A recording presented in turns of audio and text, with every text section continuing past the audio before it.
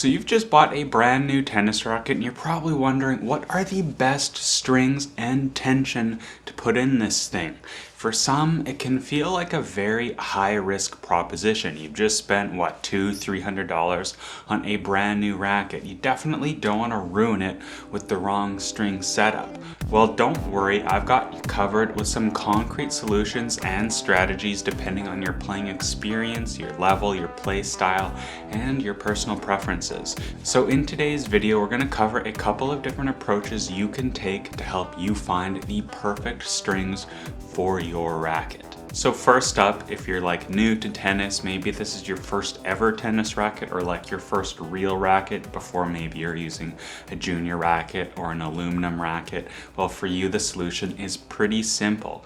Just go with a cheap nylon string. There's no need to spend too much money on your first string job. It's not that you don't deserve those expensive strings, it's that the differences between cheap strings and expensive strings are very nuanced. It can be really hard to actually feel the difference, to feel that you're getting your money's worth.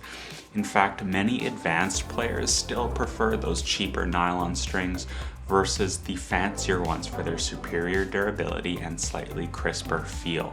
It's not that it's bad tech, it's just that the technology that was developed for these nylon strings is a little bit older. For this, I'd mainly be looking at Synguts or single core nylon strings like Prince Syngut with Duraflex, Head PPS, or Wilson Syngut. And for tension, I think like 50 pounds or 22.5 kilos is the perfect place for any beginner to start. Note that nylon strings should not be confused with polyester strings. If you're a beginner, you want to avoid all polyester strings like the plague. They'll just play like absolute garbage for you. Now, if this is maybe your second, third, or even your 10th racket, you've got a couple different ways of proceeding. The first way is to just choose the exact same setup you had before in your last racket. You want the same string, the same color, the same gauge, and the same tension. This should really help you isolate the variables so you can really get to know your brand new tennis racket. This will help you understand all the little quirks and features that your new racket brings to the table, so you're not trying to guess if the changes in feel or performance are caused by the new string setup or the new racket. The other way you can proceed will require you to have demoed the racket that you've decided to buy beforehand. Most tennis shops, both online ones like Tennis Warehouse or real brick and mortar places like Courtside Sports, will let you demo rackets before you buy them. These demos come pre-strung with whatever the shop happens to have on hand. Some shops, like Courtside Sports, will have standardized string setups depending on the racket's target market. So if you demo a racket and you like how it played, be sure to ask what string setup was used in that demo. It's possible that that could be the perfect fit for you. One thing to note is it's not going to feel exactly the same. Most demos that you're going to try are going to come with older strings that have been played with a couple of times, but this is the closest thing we're going to get to the racket that you fell in love with after those first couple of demo sessions. Now, this is where the hard part really starts to come into play. You've got your new racket, you've had your first string job, and you're starting to understand what you wish you had more of, what you want to get out of that next string job. Maybe you want more power, more spin, more control. So what should you do? Well, there are 3 different variables that we can adjust with stringing to really dial in these playing characteristics to your exact preferences. Now, these 3 variables are string tension, string gauge, or like the thickness of the string, and then of course you can completely change the string type. So let's start with tension. What exactly happens when you change the tension of your string job? Well, typically you'll hear that you increase your tension for more control and you decrease tension or you string lower for more power.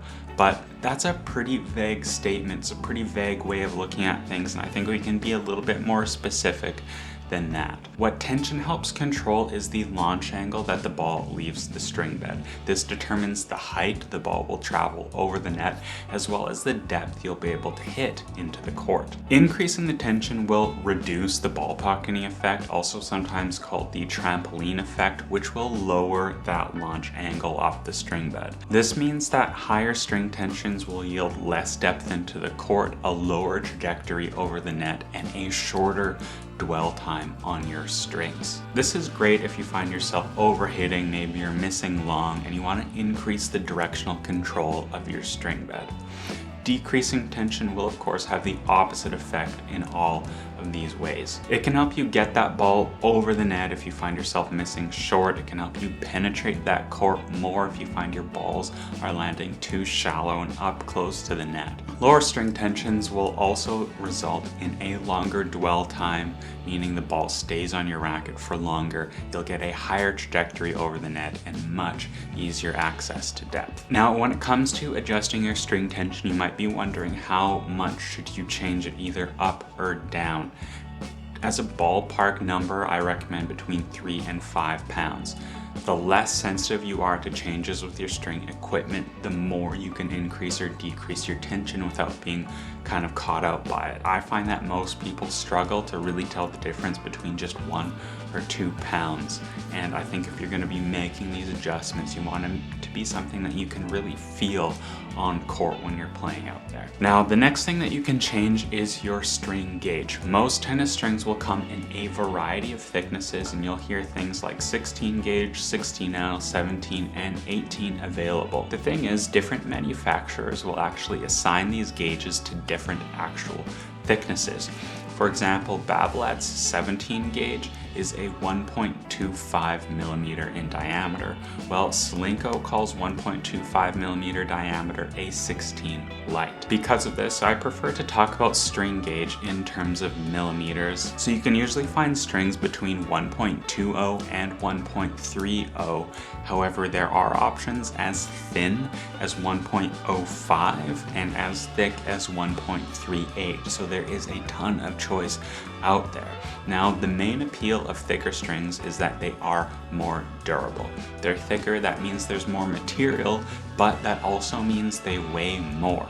So if you find that your racket feels a little bit too heavy in the tip, one potential solution for you could be going to a thinner string to shed a couple of grams in the hoop. Now, I've also found that thicker strings tend to lower the launch angle, which really increases your sensations of control. So if you have like a really open patterned racket, you find you're spraying that ball a little bit, consider going to something a little bit thicker to find your range again.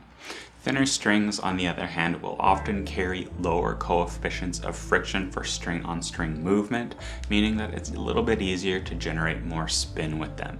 And the last thing that you can change is, of course, the type of string you choose. This can be as simple as going from one version of a string to another, like going from Slinko Tour Bite to Tour Bite Soft, or as serious as completely changing string materials, like going from polyester to natural gut. Now, this is by far the most complex and subjective change that you can make to your string setup.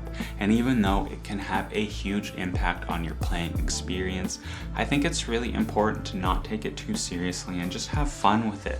Experimenting with strings can be like fun. We don't need to stress out too much. I've worked with a ton of 5.0 and higher players who can just barely tell the difference between the different polyesters. They just don't care, and they want the cheapest string in their racket because they know that they can win no matter what.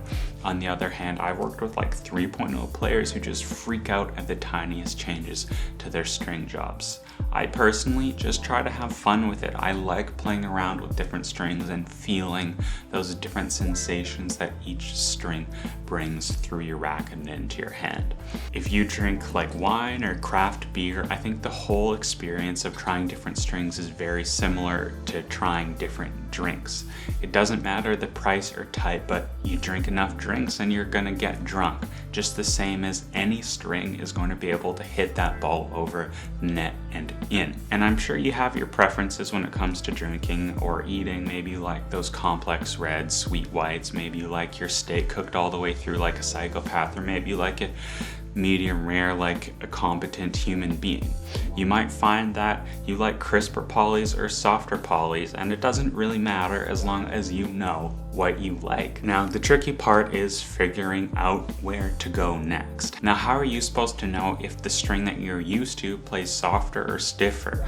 What if it's crisp and responsive compared to more muted and plush? And what are you supposed to do if you want something that has more ball bite? Maybe you want more snapback, or maybe you're looking for better directional control. And also, how do all of these adjustments really exist in relation to your previous racket setup? Going to a new racket might mean you need different things out of your string job compared to with your previous racket. For example, I absolutely loved Grapplesnake Tour Sniper in my previous Extreme Tours. However, when I was considering switching to the Radical MP, I found myself really wanting something that offered more spin and more power. So even though I've tried over 70 different strings and 100 different rackets, it even takes me quite a few tries to really dial in a perfect string setup for a new tennis racket. So in general, my recommendation is just to take it easy, don't worry too much, be patient, and have fun with the whole process. It's more about the journey than the destination, you might say. But if you do want a little help with the first step in this process, leave me a comment in the comments section of this video. Let me know your level, your racket, your play style, your current string and tension setup, and most importantly, what you're looking for in your next string. I'll do my best to reply to all the comments we see and give you my best suggestion and try to help you out a little bit. But if you really want to go in depth, you want to be thorough with me, I'll leave links in the description below for a personalized string consultation on my website. Here you can complete a pretty rigorous questionnaire which will give me a really strong understanding of what your needs are as a player. From there, I can tailor a personalized string menu and experimentation plan to help you find the perfect string for your racket. So far, I've helped like over 50 people on these consultations and countless others in the comments and when I was working in person in the store, Courtside Sports. Thanks so much for watching, and we'll see you in the next one.